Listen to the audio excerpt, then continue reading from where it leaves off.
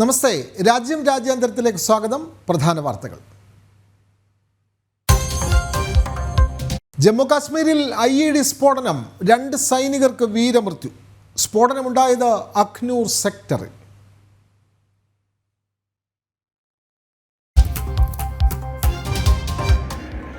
AI is already reshaping our polity, our economy, our security, and even our society. നിർമ്മിത ബുദ്ധിയെ പൊതുനന്മയ്ക്കായി ഉപയോഗപ്പെടുത്തണമെന്ന് പ്രധാനമന്ത്രി. AI തൊഴിലവസരങ്ങൾ ഇല്ലാതാക്കില്ല എന്നും സാങ്കേതികവിദ്യ ജനാധിപത്യവൽക്കരിക്കണമെന്നും പാരീസ് ഉച്ചകോടിയിൽ നരേന്ദ്രമോദി. പിന്തുണച്ച US vice president JD Vance. പ്രധാനമന്ത്രിക്ക് ഊഷ്മള സ്വീകരണം നൽകി ഫ്രാൻസിലെ പ്രവാസി ലോകം.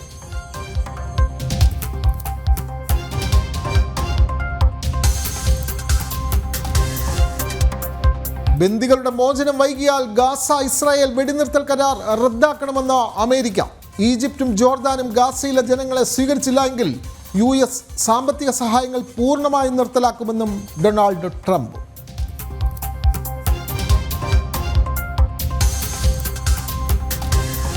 കോൺഗ്രസുമായി സഖ്യമില്ലെന്ന് ബംഗാൾ മുഖ്യമന്ത്രി മമതാ ബാനർജി. അടുത്ത വർഷം നടക്കുന്ന ബംഗാൾ നിയമസഭാ തെരഞ്ഞെടുപ്പിൽ TMC ഒറ്റയ്ക്ക് മത്സരിക്കും.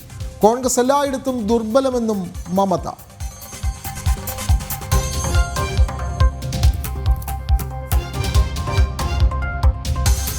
ഡൽഹിയിൽ സർക്കാർ രൂപീകരണ ചർച്ച സജീവം. കക്ഷി നേതാവിനെ തെരഞ്ഞെടുക്കാൻ BJP നിയമസഭാ കക്ഷി യോഗം ഉടൻ ചേരും. ദ്വിരാഷ്ട്ര സന്ദർശനം കഴിഞ്ഞ് പ്രധാനമന്ത്രി മടങ്ങിയെത്തിയ ശേഷം സത്യപ്രതിജ്ഞ.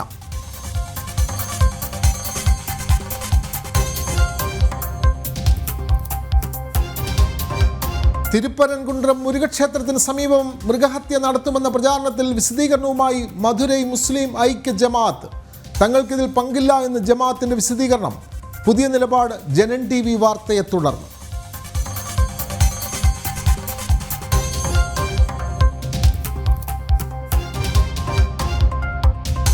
ഇലക്ട്രോണിക് വോട്ടിംഗ് യന്ത്രങ്ങളിലെ വിവരങ്ങൾ മായ്ക്കരുതെന്ന് സുപ്രീം കോടതി. തെരഞ്ഞെടുപ്പ് കഴിഞ്ഞാലും വിവരങ്ങൾ നശിപ്പിക്കരുതെന്ന തെരഞ്ഞെടുപ്പ് കമ്മീഷൻ നിർദ്ദേശം.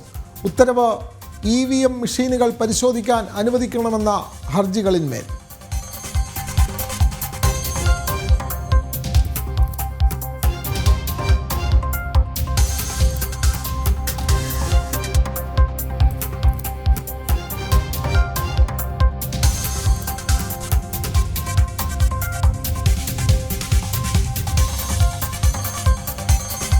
വിശദമായ വാർത്തകളിലേക്ക്. ഇലക്ട്രോണിക് വോട്ടിംഗ് യന്ത്രങ്ങളിലെ വിവരങ്ങൾ മായ്ക്കരുതെന്ന് സുപ്രീം കോടതി. തെരഞ്ഞെടുപ്പ് കഴിഞ്ഞാലും വിവരങ്ങൾ നശിപ്പിക്കരുത് എന്ന് തെരഞ്ഞെടുപ്പ് കമ്മീഷൻ നിർദ്ദേശം നൽകി. EVM മെഷീനുകൾ പരിശോധിക്കാൻ അനുവദിക്കണമെന്ന ഹർജികളിലാണ് ഈ ഉത്തരവ്. എന്തായാലും ഇലക്ട്രോണിക് വോട്ടിംഗ് മെഷീനെതിരെ നൽകിയ ഹർജികൾ സുപ്രീം കോടതി നേരത്തെ തള്ളിക്കളഞ്ഞിരുന്നു. പഴയ നിലയിൽ ബാലറ്റ് പേപ്പർ ഉപയോഗിക്കണം എന്നുള്ള ആവശ്യം കോടതി തള്ളുകയായിരുന്നു ചെയ്തത്. പക്ഷേ ഇലക്ട്രോണിക് വോട്ടിംഗ് മെഷീനിലെ വിവരങ്ങൾ മായ്ച്ച് കളയരുത് എന്നുള്ള നിർദ്ദേശമാണ് ഇപ്പോൾ കോടതി നൽകുന്നത്. ജമ്മു കാശ്മീരിൽ IED സ്ഫോടനം, 2 സൈനികർക്ക് വീരമൃത്യു. അഖ്നൂർ സെക്ടറിലാണ് സ്ഫോടനമുണ്ടായത്.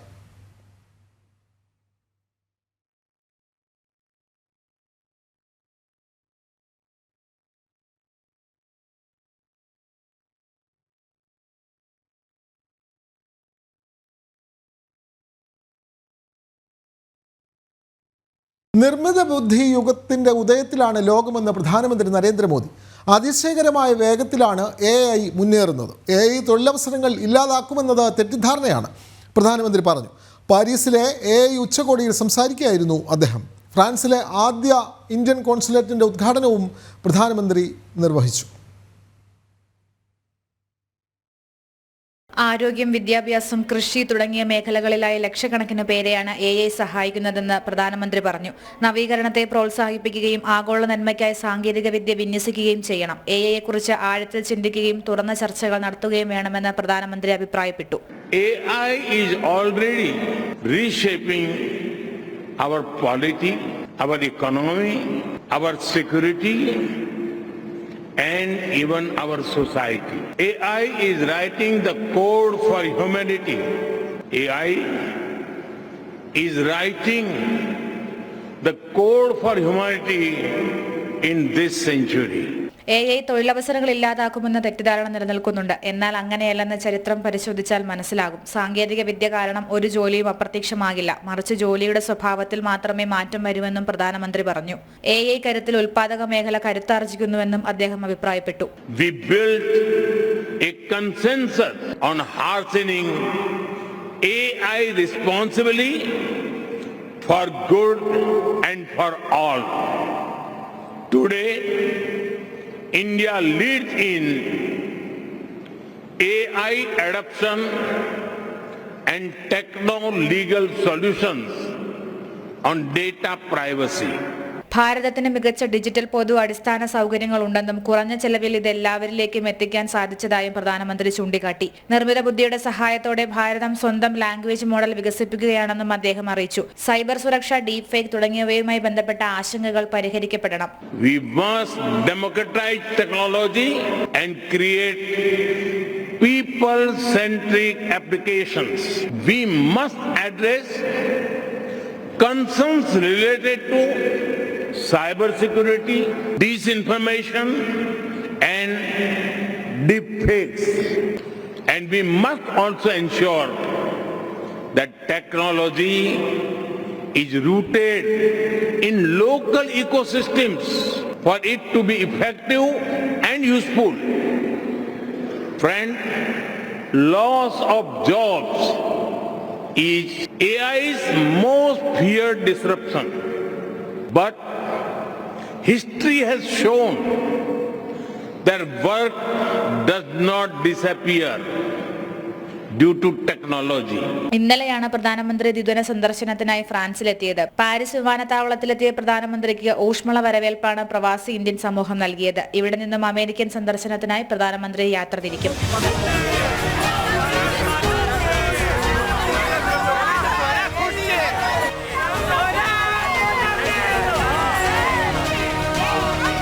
ഇന്റർനാഷണൽ ഡെസ്ക് ജനം. AI ഉച്ചകോടിയിൽ പ്രധാനമന്ത്രിയുടെ അഭിപ്രായങ്ങളെ പിന്തുണച്ച് US vice president JD Vance. മനുഷ്യർക്ക് പകരമാകാൻ നിർമ്മിത ബുദ്ധിക്ക് സാധിക്കില്ല എന്ന് വാൻസ് അഭിപ്രായപ്പെട്ടു. AI മനുഷ്യരെ കൂടുതൽ ഉൽപ്പാദനക്ഷമതയുള്ളവരാക്കി മാറ്റും. AI കൂടുതൽ സ്വതന്ത്രവും പുരോഗതിയും നൽകുമെന്നും പ്രധാനമന്ത്രിയുടെ വാക്കുകളെ പിന്തുണച്ച് ജെഡി വാൻസ് പറഞ്ഞു. ഫ്രാൻസിൻ്റെ മണ്ണിലെത്തിയ പ്രധാനമന്ത്രിക്ക് ഊഷ്മള സ്വീകരണമായിരുന്നു ലഭിച്ചത്. വിമാനത്താവളത്തിലെത്തിയ നരേന്ദ്രമോദിയെ ഫ്രാൻസ് സായുധ സേനാ മന്ത്രി സെബാസ്റ്റ്യൻ ലെക്കോർണു സ്വീകരിച്ചു. ആലിംഗനം ചെയ്താണ് ഫ്രഞ്ച് പ്രസിഡന്റ് ഇമാനുവൽ മാക്രോൺ മോദിയെ സ്വീകരിച്ചത്. അതേസമയം ഹരേ കൃഷ്ണ മന്ത്രത്തിനൊപ്പം മോദി മോദി വിളികളോടെയാണ് ഭാരതീയ സമൂഹം പ്രധാനമന്ത്രിയെ വരവേറ്റത്.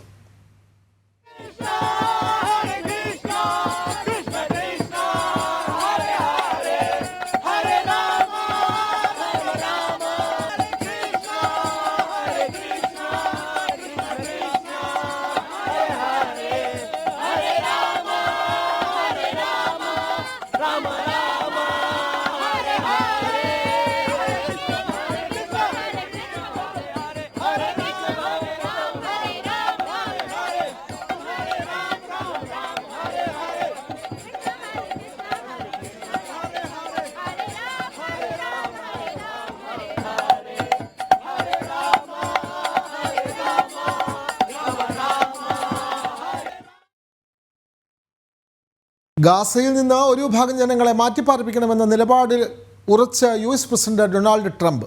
ഈജിപ്തും ജോർദാനും ഗാസയിലെ ജനങ്ങളെ സ്വീകരിച്ചില്ല എങ്കിൽ US സാമ്പത്തിക സഹായങ്ങൾ പൂർണ്ണമായി നിർത്തലാക്കുമെന്നും ട്രംപ് പറഞ്ഞു. ഗാസ മുനമ്പ് ഏറ്റെടുത്ത വിനോദസഞ്ചാരികളെ ആകർഷിക്കാൻ കഴിയുന്ന റിവിയറയാക്കുമെന്ന് ട്രംപ് വാഗ്ദാനം ചെയ്തിരുന്നു. ബെഞ്ചമിൻ നെതന്യാഹു ഡൊണാൾഡ് ട്രംപ് കൂടിക്കാഴ്ചയിൽ സജീവ ചർച്ചയായ വിഷയമാണ് ഗാസയിലെ ജനങ്ങളെ മാറ്റിപ്പാർപ്പിക്കൽ. ഹമാസ് ഭീകരർ സാധാരണ മനുഷ്യരെ മനുഷ്യ കവചമായി പ്രയോജനപ്പെടുത്തുന്ന സാഹചര്യം നിലനിൽക്കുന്നുണ്ട്. ഈ പശ്ചാത്തലത്തിലാണ് ഹമാസ് ശക്തികേന്ദ്രമായ ഗാസയിലെ ഒരു വിഭാഗം ജനങ്ങളെ മാറ്റിപ്പാർപ്പിക്കണമെന്ന നിലപാട് ട്രംപ് മുന്നോട്ട് വെച്ചത്. ഈജിപ്തിലേക്കും ജോർദാനിലേക്കും ഗാസൻ ജനതയെ മാറ്റിപ്പാർപ്പിക്കാമെന്നായിരുന്നു നിർദ്ദേശം. എന്നാൽ ഈജിപ്തും ജോർദാനും നിർദ്ദേശത്തെ എതിർത്തു. അറബ് രാഷ്ട്രങ്ങളും നിലപാടിനെ എതിർത്ത് രംഗത്തെത്തിയിരുന്നു. ഈ പശ്ചാത്തലത്തിലാണ് കർശന നിലപാടുമായി ട്രംപ് മുന്നോട്ടു പോകുന്നത്. നിർദ്ദേശം അംഗീകരിച്ചില്ലെങ്കിൽ സാമ്പത്തിക ഉപരോധം ഏർപ്പെടുത്തുമെന്നും US സഹായങ്ങൾ ഇല്ലാതാക്കുമെന്നാണ് ട്രംപിന്റെ മുന്നറിയിപ്പ്. ഗാസ ലോകോത്തര റിവിയേറ ആക്കി മാറ്റുമെന്നും ട്രംപിന്റെ വാഗ്ദാനം. മാറ്റിപ്പാർപ്പിക്കൽ പ്രായോഗിക നീക്കമാണെന്നും ബെഞ്ചമിൻ നെതന്യാഹു പ്രതികരിച്ചിരുന്നു. ഗാസയിലെ ജനങ്ങളെ ബലിയാടാക്കി ഭീകരത വളർത്താനുള്ള നീക്കം ഇല്ലാതാക്കുമെന്ന് തന്നെയാണ് ട്രംപിന്റെയും ബെഞ്ചമിൻ നെതന്യാഹുവിന്റെയും നിലപാട്. ഇന്റർനാഷണൽ ഡെസ്ക്, ജനം. ബന്ദികളുടെ മോചനം വൈകിയാൽ വെടിനിർത്തൽ കരാർ റദ്ദാക്കണമെന്ന് US പ്രസിഡന്റ് ഡൊണാൾഡ് ട്രംപ്. ശനിയാഴ്ചയോടെ മുഴുവൻ ബന്ദികളുടെയും മോചനം നടന്നില്ല എങ്കിൽ ഗാസ ഇസ്രായേൽ വെടിനിർത്തൽ ധാരണ റദ്ദാക്കണമെന്ന് ട്രംപ് നിർദ്ദേശിച്ചു. ഇസ്രായേൽ വെടിനിർത്തൽ ധാരണ ലംഘിച്ചു എന്നാരോപിച്ച് ബന്ദികളുടെ മോചനം ഹമാസ് വൈകിക്കുന്ന സാഹചര്യത്തിലാണ് ഈ ഇടപെടൽ. മോചനം നടന്നില്ല എങ്കിൽ സൈനിക നടപടി എന്ന് ഇസ്രായേലും മുന്നറിയിപ്പ് നൽകി.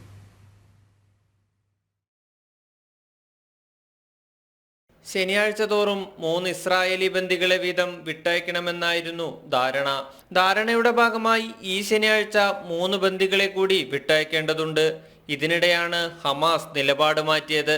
ബന്ദികളുടെ മോചനം നീട്ടിവെക്കുന്നു എന്നാണ് ഹമാസ് അറിയിച്ചത്. വെടിനിർത്തൽ കരാറിന്റെ ഭാഗമായാണ് മോചന ധാരണ നിലനിൽക്കുന്നത്.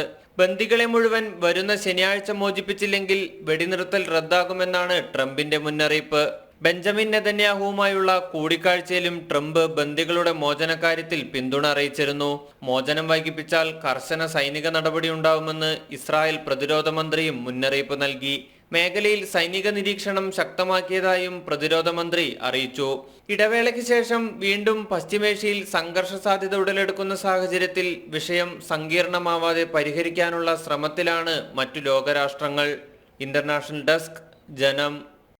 രാജ്യത്തെ അനധികൃത കുടിയേറ്റം തടയാനുള്ള ശ്രമങ്ങൾ ശക്തമാക്കി UK സർക്കാർ. അനധികൃതമായി കുടിയേറി നിയമവിരുദ്ധമായി തൊഴിൽ ചെയ്യുന്നവരെ കണ്ടെത്തുന്നതിനായി വ്യാപകമായി റെയ്ഡ് നടത്തി. കോഫി ഷോപ്പുകൾ, കാർ വാഷ് സെന്ററുകൾ ഉൾപ്പെടെയുള്ള സ്ഥലങ്ങളിലായിരുന്നു ഈ മിന്നൽ പരിശോധന. രാജ്യത്ത് കുടിയേറ്റ നിയമങ്ങൾ മാനിക്കുകയും പാലിക്കപ്പെടുകയും ചെയ്യണമെന്നാവശ്യപ്പെട്ടാണ് റെയ്ഡ് നടന്നത്. റെസ്റ്റോറന്റുകൾ, കോഫി ഷോപ്പുകൾ, കാർ വാഷ് സെന്ററുകൾ, കൺവീനിയൻസ് സ്റ്റോറുകൾ എന്നിവിടങ്ങളിലാണ് പ്രധാനമായും റെയ്ഡ് നടന്നത്. നിരവധി ആളുകൾ അനധികൃതമായി കുടിയേറുകയും നിയമവിരുദ്ധമായി ജോലി ചെയ്യുകയും ചെയ്യുന്നുണ്ടെന്നും ഇതിനെതിരെ നിയമ നടപടികൾ ഉണ്ടാവുന്നില്ലെന്നും ബ്രിട്ടീഷ് ആഭ്യന്തര സെക്രട്ടറി പറഞ്ഞു. ലേബർ പാർട്ടി അധികാരത്തിലെത്തിയതോടെ കുടിയേറ്റക്കാരെ ഒഴിപ്പിക്കുന്നതിനുള്ള നീക്കങ്ങൾ ശക്തമായി നടക്കുന്നുണ്ട്. പുതിയ സർക്കാർ അധികാരത്തിൽ വന്നതിനു ശേഷം കുടിയേറ്റക്കാരായ 2580 കുറ്റവാളികളെയാണ് അറസ്റ്റ് ചെയ്തത്. ഇന്റർനാഷണൽ ഡെസ്ക്, ജനം. അമേരിക്കയിലെ അരിസോണയിൽ വിമാനത്താവളത്തിൽ നിർത്തിയിട്ട ജെറ്റ് വിമാനത്തിലേക്ക് മറ്റൊരു വിമാനം ഇടിച്ചു കയറി. അപകടത്തിൽ ഒരാൾ മരിച്ചു. അപകടത്തെ തുടർന്ന് വിമാനത്താവളം താൽക്കാലികമായി അടച്ചു. അമേരിക്കയിലെ അരിസോണയിൽ വിമാനത്താവളത്തിൽ പ്രൈവറ്റ് ജെറ്റുകൾ കൂട്ടിയിടിച്ചുണ്ടായ അപകടത്തിൽ ഒരാൾ മരിച്ചു. നിർത്തിയിട്ടിരുന്ന ജെറ്റ് വിമാനത്തിലേക്ക് മറ്റൊരു ബിസിനസ് ജെറ്റ് ഇടിച്ചാണ് അപകടമുണ്ടായത്. അപകടത്തിനിടെ ട്രാക്കിൽ നിന്നും ജെറ്റ് തെന്നിമാറി. പരുക്കേറ്റവരെ ആശുപത്രിയിൽ പ്രവേശിപ്പിച്ചിരിക്കുകയാണ്. അപകടത്തെ തുടർന്ന് വിമാനത്താവളം താൽക്കാലികമായി അടച്ചു. കഴിഞ്ഞ 2 ആഴ്ചക്കിടെ അമേരിക്കയിൽ 3 വ്യോമയാന ദുരന്തങ്ങളാണ് ഉണ്ടായത്. ഈ അപകടങ്ങളിലെ അന്വേഷണം പുരോഗമിക്കുന്നതിനിടെയാണ് അരിസോണയിലെ ഇപ്പോഴുണ്ടായ വിമാനാപകടം. ഇന്റർനാഷണൽ ഡെസ്ക്, ജനം.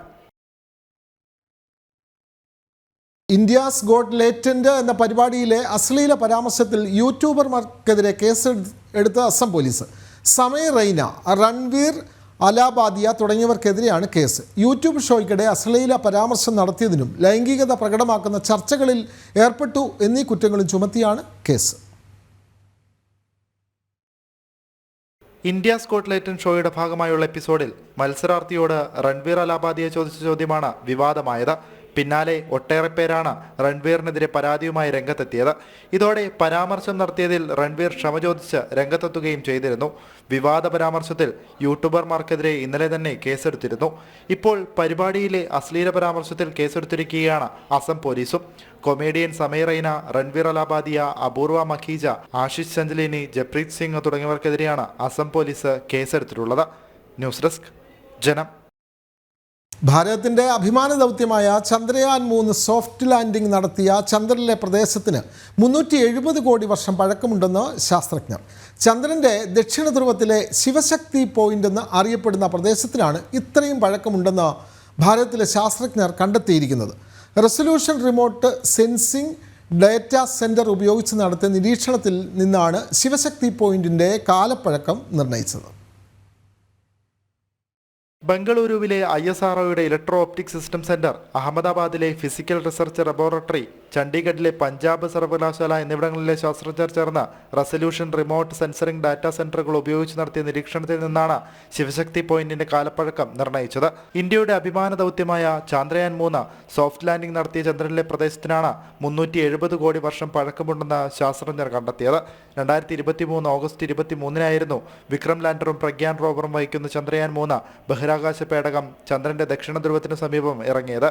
ഇതോടെ ചന്ദ്രനിൽ ബഹിരാകാശ പേടകം സോഫ്റ്റ് ലാൻഡിംഗ് നടത്തുന്ന 4ാമത്തെ രാജ്യമായും ദക്ഷിണ ധ്രുവത്തിൽ ഇറങ്ങുന്ന ആദ്യ രാജ്യമായും ഇന്ത്യ മാറിയിരുന്നു. സോവിയറ്റ് യൂണിയൻ, US, ചൈന എന്നീ രാജ്യങ്ങളായിരുന്നു ചന്ദ്രനിൽ സോഫ്റ്റ് ലാൻഡിംഗ് നടത്തിയ മറ്റു രാജ്യങ്ങൾ. സയൻസ് ഡെസ്ക്, ജനം. സ്വതന്ത്ര ഭാരതത്തിൻ്റെ രാഷ്ട്രീയ സംസ്കാരത്തിന് ദിശാബോധം നൽകിയ പണ്ഡിറ്റ് ദീനദയാൽ ഉപാധ്യായയുടെ ദീപ്തസ്മരണയിൽ ഭാരതം. ദേശസേവനത്തിനായി സ്വജീവിതം ഒഴിഞ്ഞുവെച്ച പണ്ഡിറ്റ്ജിയുടെ 57ാം ബലിദാന ദിനമാണ് ഇന്ന്. ജനസംഘത്തിൻ്റെ സ്ഥാപക നേതാക്കളിൽ ഒരാളായ അദ്ദേഹം മുന്നോട്ട് വെച്ച ഏകാത്മ മാനവദർശനത്തിൻ്റെ പ്രഭാവം രാജ്യത്ത് ഇന്നും ഊർജ്ജമേകുന്നു. നാടിന്റെ സാംസ്കാരിക ചേതന ഉൾക്കൊള്ളുന്ന ഏകാത്മ മാനവ ദർശനം എന്ന പ്രത്യയശാസ്ത്രം ഭാരതത്തിന് സമ്മാനിച്ച മഹത് വ്യക്തിത്വം. ജനങ്ങളുടെ ജീവിതത്തിൽ അലിഞ്ഞു ചേർന്ന് അവരിൽ ഒരാളായാണ് പണ്ഡിറ്റ്ജി പ്രവർത്തിച്ചത്. ഭാരതത്തിന്റെ ദേശീയതയെ തൊട്ടറിഞ്ഞ രാഷ്ട്രതന്ത്രജ്ഞനായിരുന്നു പണ്ഡിറ്റ്ജി. രാഷ്ട്രീയ സ്വയം സേവക് സംഘത്തിലൂടെ പ്രവർത്തന രംഗത്തേക്ക് എത്തിയ അദ്ദേഹം ദാർശനികൻ, സംഘാടകൻ, സാമൂഹിക സാമ്പത്തിക ശാസ്ത്രജ്ഞൻ, ചരിത്രകാരൻ എന്നീ നിലകളിൽ ശ്രദ്ധ നേടി. ഭാരതീയ ജനസംഘത്തിന്റെ ആദ്യ ജനറൽ സെക്രട്ടറിയായിരുന്നു. അസാമാന്യ സംഘടനാ മികവ് കൊണ്ട് ജനസംഘത്തിന്റെ പ്രവർത്തനം രാജ്യമെമ്പാടും വ്യാപിപ്പിച്ചു. ബിരുദ പഠനകാലത്ത് ശ്രീ സുന്ദർ സിംഗ് ഭണ്ഡാരിയുമായുള്ള ബന്ധമാണ് അദ്ദേഹത്തെ RSSുമായി അടുപ്പിച്ചത്. 1942 ലഖിംപൂർ ജില്ലാ പ്രചാരകായി, 1951 ഉത്തർപ്രദേശ് സഹപ്രാന്ത പ്രചാരകായി, 1952 ജനസംഘം ജനറൽ സെക്രട്ടറിയായി, 1967 അധ്യക്ഷനായി ചുമതലയേറ്റ് 2 മാസം തികയും മുൻപാണ് ദുരൂഹ സാഹചര്യത്തിൽ അദ്ദേഹം മരിച്ചത്. ലക്നൌവിൽ നിന്നും പട്നയിലേക്ക് യാത്ര ചെയ്യുകയായിരുന്നു പണ്ഡിറ്റ്ജി. അദ്ദേഹത്തിന്റെ മൃതദേഹം മുൾസാരായ് റെയിൽവേ സ്റ്റേഷനിൽ നിന്നാണ് കണ്ടെടുത്തത്. മരണകാരണം ഇന്നും ദുരൂഹമായി തുടരുകയാണ്. ന്യൂസ് ഡെസ്ക്, ജനം. കോൺഗ്രസുമായി സഖ്യമില്ലെന്ന് ബംഗാൾ മുഖ്യമന്ത്രി മമതാ ബാനർജി. അടുത്ത വർഷം നടക്കുന്ന ബംഗാൾ നിയമസഭാ തെരഞ്ഞെടുപ്പിൽ TMC ഒറ്റയ്ക്ക് മത്സരിക്കും. കോൺഗ്രസ് എല്ലായിടത്തും ദുർബലമെന്നും മമതാ ബാനർജി പറഞ്ഞു.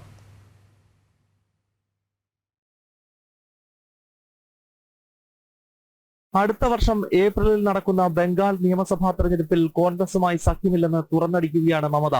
തൃണമൂൽ കോൺഗ്രസിന്റെ നേതാക്കളുടെ യോഗത്തിൽ സംസാരിക്കവെയാണ് ബംഗാൾ മുഖ്യമന്ത്രി വീണ്ടും കോൺഗ്രസിനെ കടന്നാക്രമിച്ചത്. കോൺഗ്രസ് ദുർബലമാണെന്നും സഖ്യം കൊണ്ട് ഒരു ഗുണവുമില്ലെന്നും മമത വ്യക്തമാക്കി. ഡൽഹിയിൽ കോൺഗ്രസും ആം ആദ്മിയും പരസ്പരം തോൽപ്പിക്കുകയായിരുന്നു. ഹരിയാനയിലും ഇതാണ് സംഭവിച്ചതെന്ന് മമതാ ബാനർജി കുറ്റപ്പെടുത്തി.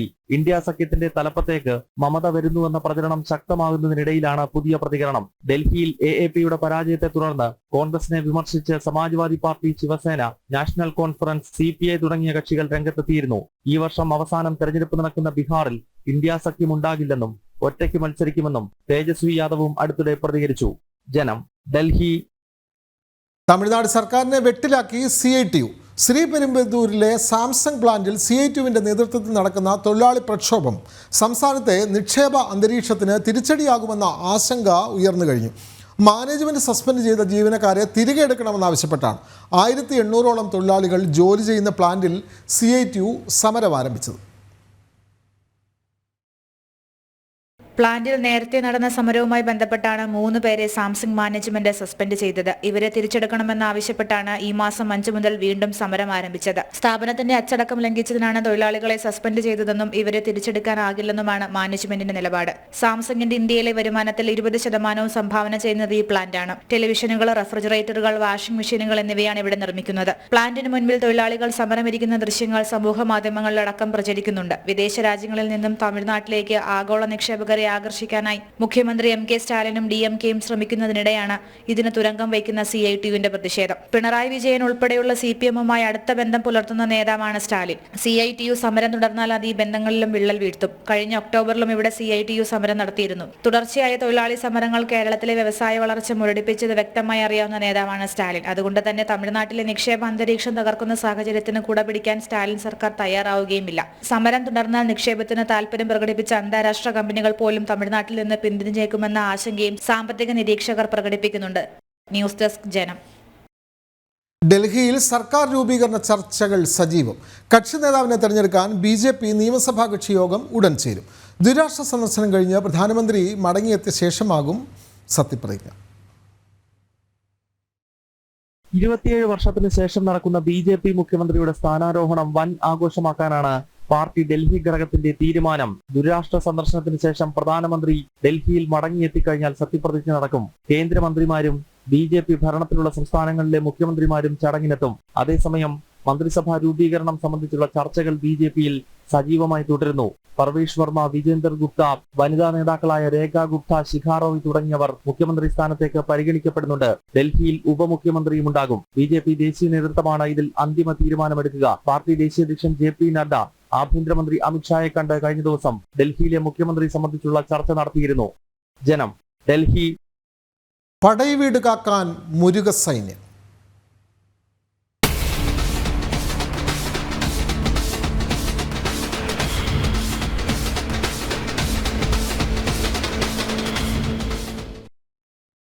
മധുര തിരുപ്പരൻകുണ്ട്രം മുരുകക്ഷേത്രത്തിന് സമീപം മൃഗഹത്യ നടത്തുമെന്ന പ്രചാരണത്തിൽ വിശദീകരണവുമായി മധുരൈ മുസ്ലിം ഐക്യ ജമാഅത്ത്. തങ്ങൾക്കിതിൽ പങ്കില്ല എന്നാണ് ജമാഅത്തിൻ്റെ വിശദീകരണം. ജനൻ TV വാർത്തയെ തുടർന്ന് പ്രതിരോധത്തിലായതിന് പിന്നാലെയാണ് മധുരൈ മുസ്ലിം ഐക്യ ജമാഅത്തിൻ്റെ ഈ വിശദീകരണം.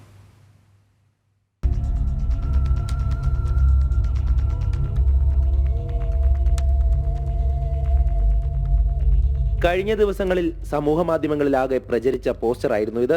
ഫെബ്രുവരി 18-ന് ക്ഷേത്രമിരിക്കുന്ന മലയ്ക്ക് മുകളിൽ മൃഗഹത്യ നടത്തുമെന്നായിരുന്നു പോസ്റ്ററിലുണ്ടായിരുന്നത്. ക്ഷേത്രവും ക്ഷേത്രമിരിക്കുന്ന മലയും സംരക്ഷിക്കണമെന്നാവശ്യപ്പെട്ട് ഹൈന്ദവ സംഘടനകളുടെ നേതൃത്വത്തിൽ മുരുകഭക്തർ പ്രതിഷേധ സംഗമം നടത്തിയതിനു പിന്നാലെയാണ് വീണ്ടും പ്രകോപനപരമായുള്ള പ്രചരണം ആരംഭിച്ചത്. കഴിഞ്ഞ ഡിസംബറിൽ ഒരു സംഘം മൃഗഹത്യ നടത്തുവാനായി ഇവിടേക്കെത്തിയിരുന്നു. ഇതിനെ പിന്തുണച്ച് SDPI പ്രവർത്തകരും ഇവിടേക്കെത്തി. തുടർന്നാണ് വലിയ രീതിയിലുള്ള മുരുകഭക്തരുടെ പ്രതിഷേധമുണ്ടായത്.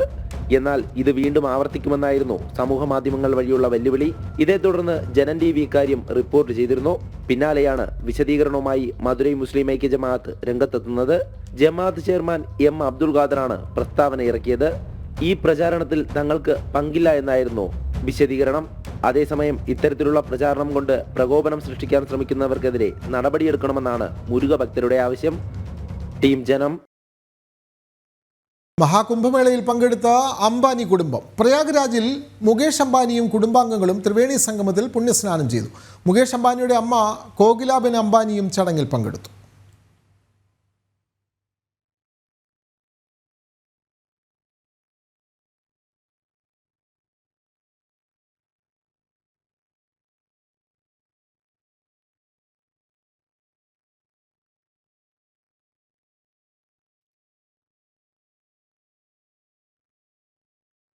രാജ്യം രാജ്യാന്തരം ഇവിടെ പൂർണ്ണമാകുന്നു. ഇനി ജനൻ ഡിബേറ്റ് കാണാം. നമസ്തേ.